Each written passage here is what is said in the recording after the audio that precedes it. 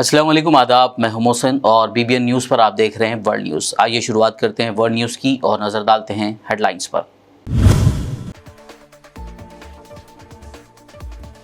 Israel और गजा के दरमियान जंग मुसलसल 21वें रोज भी जारी। अब तक दोनों तरफ से 8,500 से ज्यादा अफराद हुए हलाक।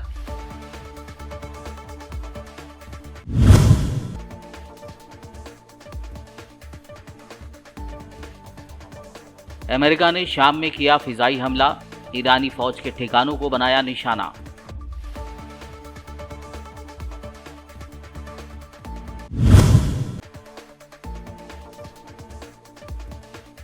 इस्लामाबाद साइफर केस, साबिक वजीर आजम इमरान खान की जमानत और इखराज मुकदमे की दरखास्त मुस्तरद।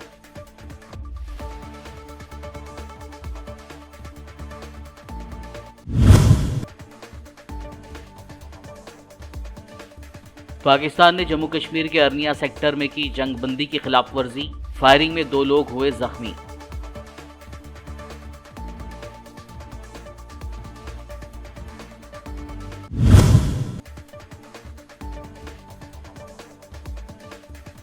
पैराबोलिक ड्रग केस में बड़ी कार्रवाई, ईडी ने मुल्क के 5 शहरों में 17 मकामात पर मारे छापे।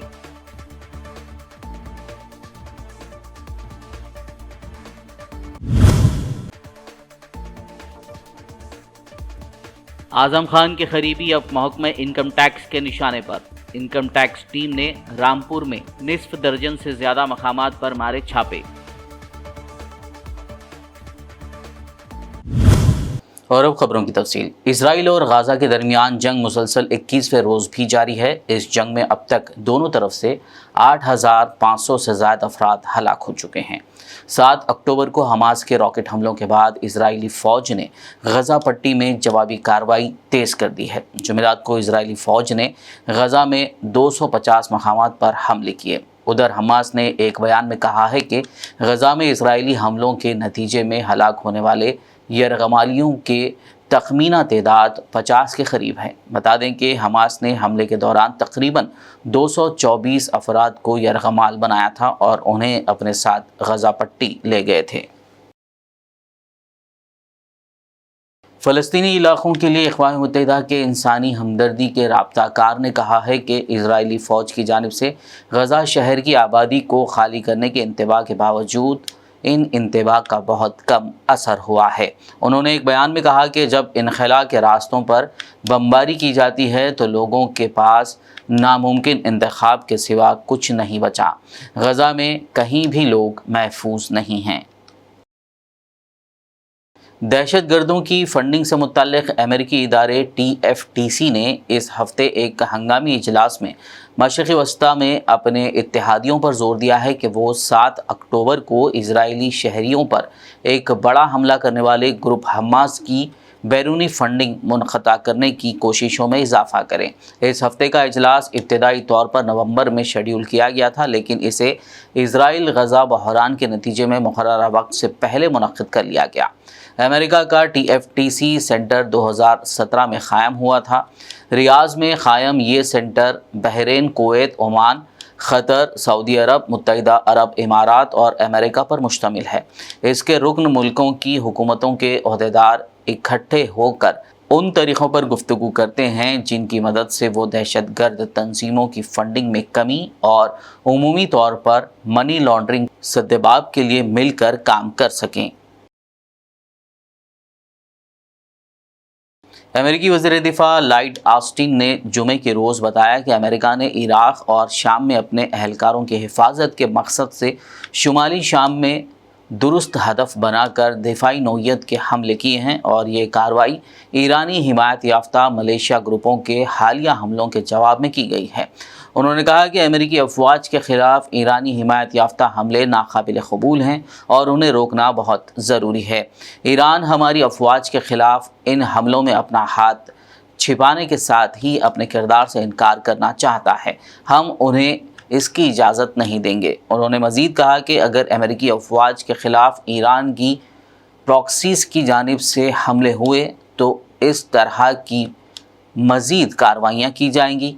अमेरिकी वज़ीर दिफा का कहना था कि इन अमेरिकी हमलों का इजराइल और हमास के दरमियान जारी तनाज़े से कोई लेना देना नहीं था और ये कार्रवाई एक बिल्कुल अलग मामला है। हमारे नुक्ते नज़र में कोई तब्दीली नहीं आई है। वाशिंगटन में अमेरिकी वज़ीर दिफा के इन बयानात के फौरी बाद पेंटागन ने भी इन हमलों से मुतालिक तफसीलात बताते हुए कहा कि इन हमलों में ईरानी फोर्सेस के ज़रिए इस्तेमाल हथियारों और गोला बारूद को ज़ख़ीरा करने वाले ठिकानों को निशाना बनाया गया। उसने बताया कि इसके F-16 जंगी तैयारों ने इराक़ की सरहद पर वाक़े एक क़स्बे अबू कमाल के करीब मुकामी वक्त के मुताबिक सुबह 4:30 बजे हमला किया। ताहम अभी तक ये मालूम नहीं हो सका कि आया इन हमलों में कोई जानी नुकसान भी हुआ है या नहीं। इस्लामाबाद हाई कोर्ट ने साइफर केस में साबिक़ वज़ीर-ए-आज़म इमरान खान की दरख्वास्त ज़मानत और इखराज मुक़दमे की दरख्वास्तें मुस्तरद कर दी हैं। ज़राए के मुताबिक chief justice Islamabad high court justice Aamir Farooq ने इमरान खान की दोनों दरख्वास्तों पर 16 अक्टूबर को किया गया फ़ैसला पढ़कर सुनाया। अदालत ने इमरान खान की दरख्वास्त ज़मानत और मुक़दमा खारिज करने की दरख्वास्तों पर फ़रीक़ीन के दलाइल सुनने के बाद गुज़िश्ता पीर को फ़ैसला महफूज किया था। इमरान खान इस वक्त साइफर केस में जुडिशल रिमांड पर अडलिया जेल में क़ैद हैं। इस्लामाबाद हाई कोर्ट से ज़मानत मुस्तरद होने के बाद अब वो मज़ीद जेल में ही रहेंगे।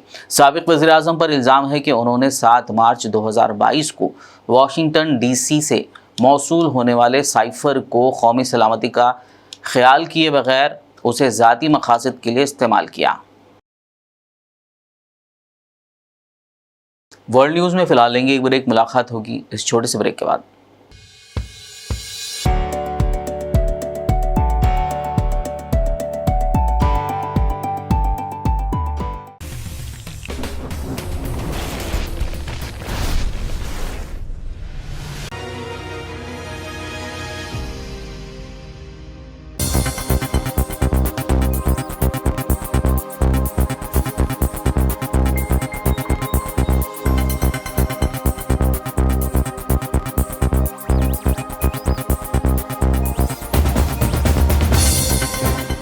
ब्रेक के बाद वर्ल्ड न्यूज़ में आपका दोबारा खैर मक़दम है। आइए बढ़ते हैं मज़ीद ख़बरों की जानिब।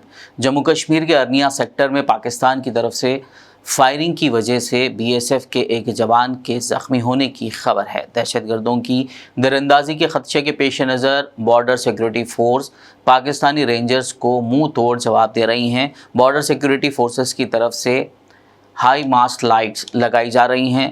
पूरी सरहद पर हाई अलर्ट जारी कर दिया गया है। बताया जा रहा है कि एक फ़ौजी की टांग में गोली लगी है। इस दौरान फायरिंग से एक खातून भी ज़ख्मी हुई हैं। इस दौरान कहा जा रहा है कि पाकिस्तान वहां के अवाम को निशाना बना रहे हैं।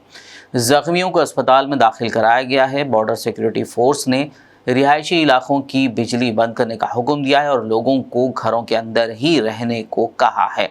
सरहद के साथ वाक़े देहातों में गोलियां चलना शुरू हो गई हैं और सरहदी चौकी पर बड़ी फायरिंग के वाक़यात रिपोर्ट हो रहे हैं। वाज़ेह हो कि 17 अक्टूबर को भी पाकिस्तान की तरफ से बिला इश्तियाल फायरिंग अरनिया सेक्टर में की गई, जिसमें 2 BSF के जवान ज़ख्मी हुए थे। महुआ मोइत्रा रिश्वत मामले में लोकसभा की अखलाकियात कमेटी की पहली मीटिंग के बाद कमेटी ने अब IT वजारत से महुआ से मुतालिक सफ़र और लॉगिन की तफसीलात तलब की है। एथिक्स कमेटी ने जुमेरात को इस मामले में अपनी पहली मीटिंग की थी। इस दौरान BJP लीडर निशिकांत दुबे और वकील जय अनंत ने भी अपने बयानात दर्ज कराए थे। इस मामले में एथिक्स कमेटी ने IT वजारत के साथ साथ वजारत दाखिला को ख़त लिखकर महुआ मोइत्रा के लॉगिन से मुताल्लिक़ मालूमात मांगी हैं। इसके अलावा महुआ मोइत्रा के मुक़ाम के बारे में भी मालूमात मांगी गई हैं ताकि एथिक्स कमेटी उनके ख़िलाफ़ लगाए गए तमाम इल्ज़ामात की सच्चाई का पता लगा सके। बता दें कि TMC रुकन पार्लियामेंट महुआ मोइत्रा पर पैसे लेकर पार्लियामेंट में सवाल पूछने का इल्ज़ाम है। एक ताजिर की जानिब से हुकूमत और अडानी ग्रुप को मुबैना तौर पर निशाना बनाने के लिए उन्होंने सवालात पूछे। एनफोर्समेंट डायरेक्टरेट ईडी ने राजस्थान के सीएम अशोक गहलोत के बेटे वैभव गहलोत को फेमा मामले में आज जुमे को पूछगछ के लिए बुलाया था, लेकिन अब इत्तला मिली है वैभव गहलोत इस मामले में आज पेश नहीं होंगे। ईडी ने अब वैभव गहलोत को 30 अक्टूबर को पूछगछ के लिए बुलाया है। बता दें कि ईडी ने जुमेरात को वैभव गहलोत को ये समन दिया था। ये समन ऐसे वक्त दिया गया है जब एजेंसी राजस्थान पेपर लीक मामले में राजस्थान कांग्रेस के सरबराह गोविंद सिंह दोतसरा के घर पर पहले ही छापामारी कर रही थी। बेटे गहलोत को ईडी की जानिब से भेजे गए समन पर राजस्थान के सीएम अशोक गहलोत का बयान सामने आया है। लगा हुआ है जब से वो राजनीति में आए तब से राजनीति कर रहे हैं। असेंबली के अंदर विपक्ष में थे तो भी कमी नहीं रखी आवाज उठाने की, समस्याओं को लेकर राजस्थान के, तो किसानों की हो, मजदूरों की हो, आम आदमी को हो। असेंबली के अंदर या बाहर उस व्यक्ति ने कभी कमी नहीं रखी। हमारी गवर्नेंस को जो है जिस प्रकार रिप्रेजेंट उन्होंने किया है कोई कर नहीं सकता, और इसीलिए टारगेट बनाया गया है। जो मैं कहना चाहता हूँ, टारगेट इसलिए बनाया गया है जितनी इसकी निंदा करें तो कम है। हम किसी गौर शब्द में निंदा करते हैं। वैभव गहलोत को कोई 5-10 साल में सुनता रहता हूँ, लोग शिकायत ईडी में करते करते। एक वो महाराष्ट्र के आए थे member parliament, x member parliament, तब से सुन रहा हूँ मैं।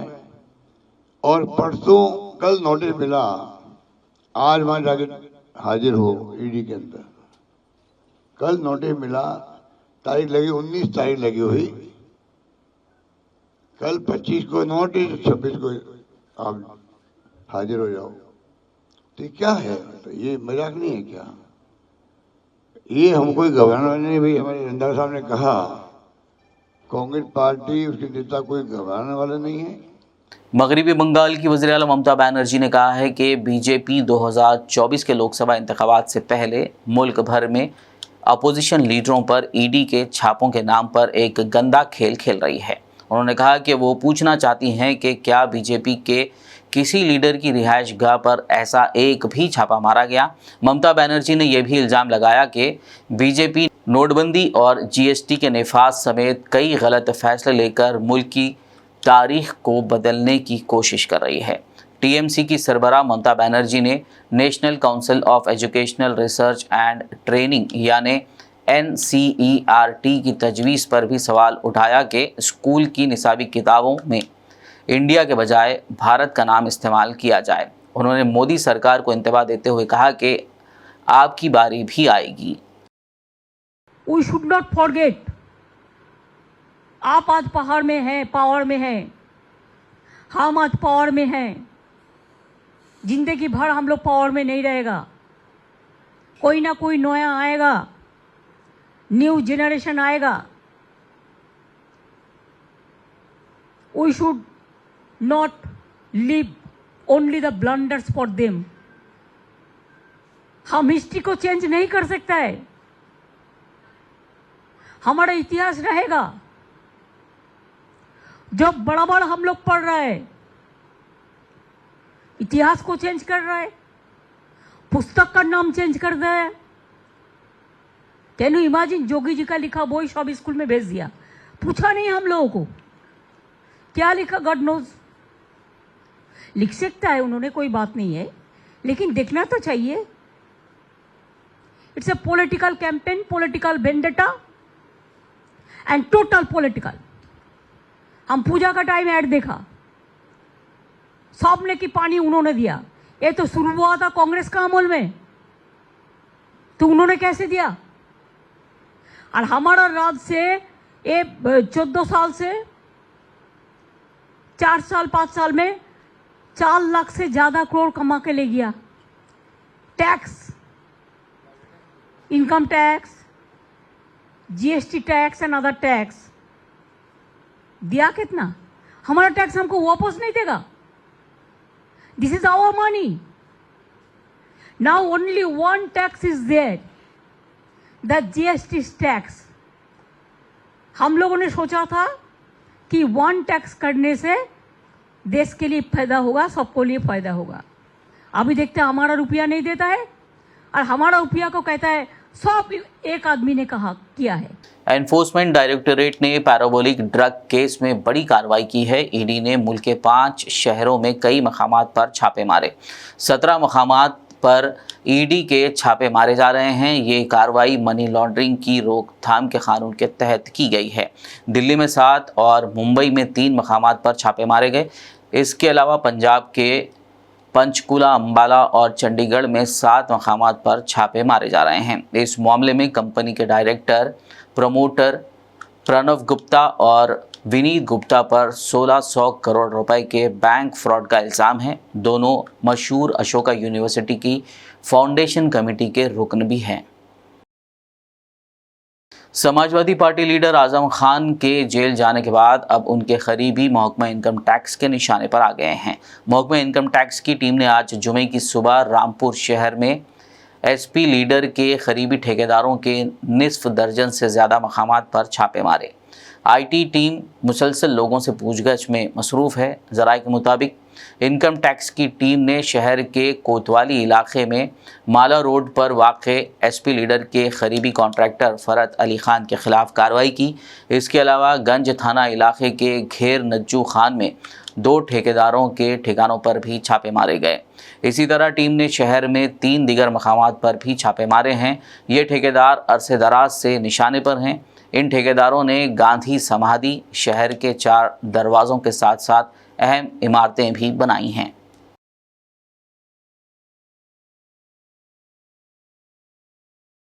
आखिर में एक नज़र हेडलाइंस पर।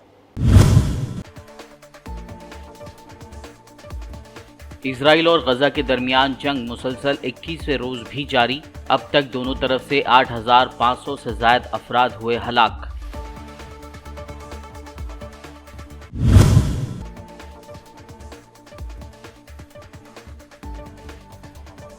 अमेरिका ने शाम में किया फिजाई हमला। ईरानी फौज के ठिकानों को बनाया निशाना।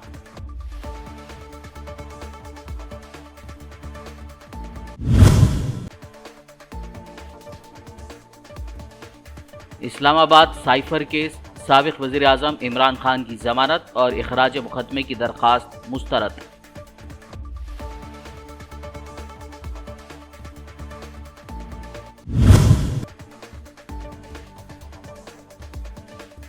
पाकिस्तान ने जम्मू कश्मीर के अरनिया सेक्टर में की जंगबंदी की खिलाफ वर्जी। फायरिंग में 2 लोग हुए जख्मी।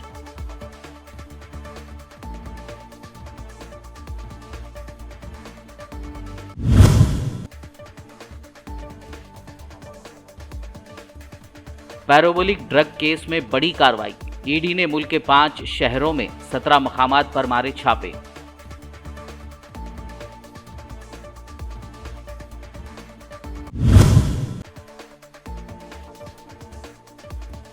आजम खान के करीबी अब महकमा इनकम टैक्स के निशाने पर। इनकम टैक्स टीम ने रामपुर में निसफ दर्जन से ज्यादा मकामात पर मारे छापे। वर्ल्ड न्यूज़ में फिलहाल बस इतना ही। ताज़ा तरीन अपडेट्स के लिए देखते रहिए बीबीएन न्यूज़। यूट्यूब और फेसबुक पर मौजूद हमारे वीडियोस को लाइक और शेयर ज़रूर कीजिए। बीबीएन चैनल के व्यूअर्स के लिए एक अहम इत्तला। अब बीबीएन चैनल का टेलीकास्ट भारत भर में हो रहा है। हमारे व्यूअर्स भारत में कहीं भी टीवी पर अब बीबीएन चैनल देख सकते हैं। स्क्रीन पर बीबीएन चैनल की टेलीकास्ट डिटेल्स दस्तयाब हैं। इसके अलावा भारत भर में किसी भी एरिया में अगर आप बीबीएन चैनल देखना चाहते हैं तो आप अपने केबल ऑपरेटर को इसके लिए कह सकते हैं। आपकी डिमांड पर वो ज़रूर बीबीएन चैनल टेलीकास्ट करेंगे, क्योंकि बीबीएन एक फ्री टू एयर चैनल है। इसके लिए आपको सिर्फ हमारे दिए गए नंबर पर केबल ऑपरेटर से कॉल या व्हाट्सएप पर मैसेज करवाना है। हम आपके केबल ऑपरेटर तक बीबीएन चैनल पहुंचा देंगे, जिससे वो आपके एरिया में टेलीकास्ट कर सकते हैं। इसके लिए चैनल की हमारी पूरी टीम लगातार काम कर रही है ताकि आप तक बीबीएन चैनल को पहुंचाया जाए। इसके अलावा बीबीएन चैनल को भारत भर में रिपोर्टर्स की ज़रूरत है। अगर आप सहाफ़ी हैं और बीबीएन चैनल से जुड़ना चाहते हैं तो आप भी दिए गए नंबर पर रब्त कर सकते हैं।